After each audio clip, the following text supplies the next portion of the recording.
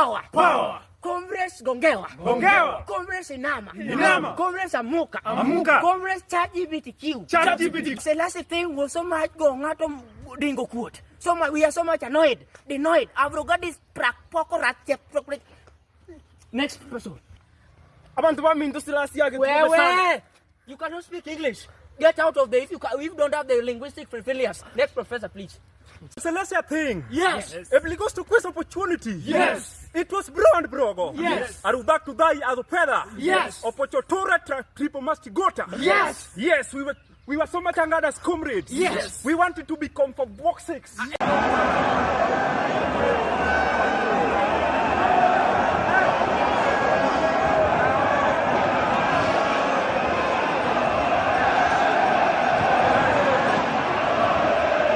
Alright guys, here today's top stories in Out in the World segment. Number 1, Edwin Sifuna'S decided to come out to embarrass Raila Odinga on TV once again, and he did so basically by saying that if Raila Odinga supports Ruto in 2027, Ruto will still lose. Here's the tip. I want to tell William Ruto that the only reason he will be re-elected, because everybody knows that even him pretending to front Raila, because Raila himself has told us that he did not ask Ruto to support him. And when he announced that he was going to run for this thing, it was of his own volition.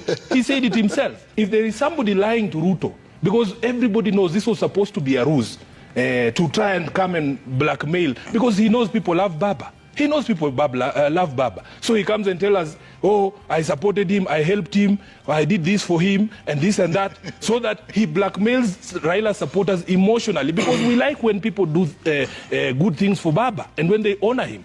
But what has he done for us as a people? The people who are going to vote in this particular election will be asking those questions. But the question is, are you saying... I have said,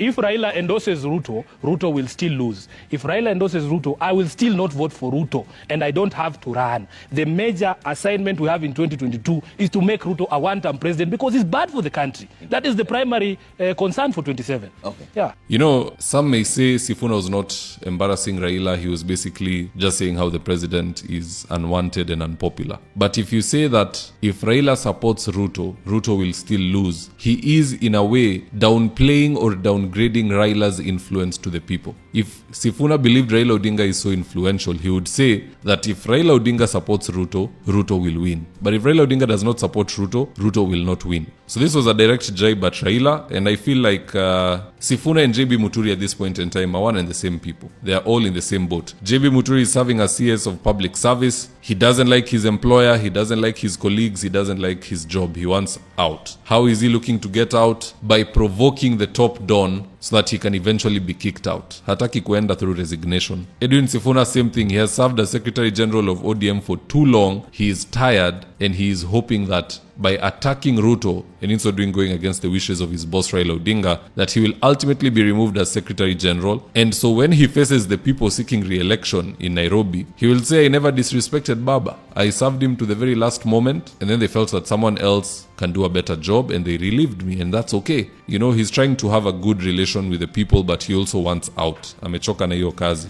Kutetea ODM ikiwa kwa serikali ni kama unatetea serikali, and it's a very hard job, especially with the abductions and all these things happening. Second story of the day, the government cancelled all contracts with the Standard Media Group, but Standard is still injecting. Just check out this heading. Below average CS.